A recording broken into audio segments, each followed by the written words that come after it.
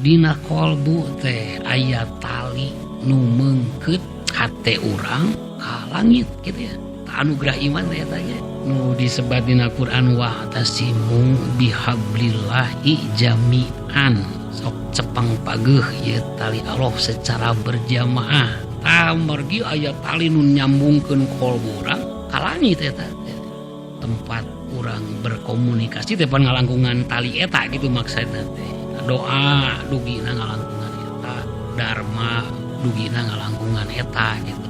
Tah setan ti jenis jin teu gaduh kaperyogian ka jelema kajabi neneangan jelema nu aya talian ka langit. Nu aya tali nu nyambungkeun hatena ka langit teh di akhir zaman mah ngan sakedik pisan. Nu tadi teh apa nginten? Ketika urang wantun galungan kalebetna aya nu ngecelak janten keyakinan di luar mimiti aya warna nu sejen. Henteu didominasi ku warna materialis kapitalis euy. Da mimiti jelema-jelema nu boga tauhid warani galungan. Mimiti we di alam dunia teh aya warna nu sejen. Nu tos mangratus-ratus tahun bleg we warnana teh hideung. Tak mimiti tahun 2022 mah make jeung aya warna nu sejen. Da geus warani galungan nu ngawas tauhidna teh gitu. Bakal aya gambar anyar. Kumaha gambarna teh?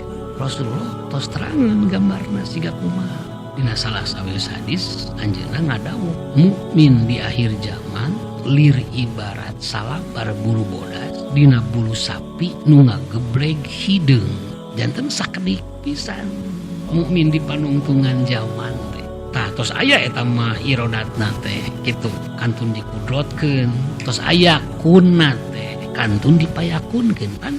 Kunna teh ti Gusti Allah, payakuna teh ku Gusti Allah ngalangkungan ikhtiar urang gitu.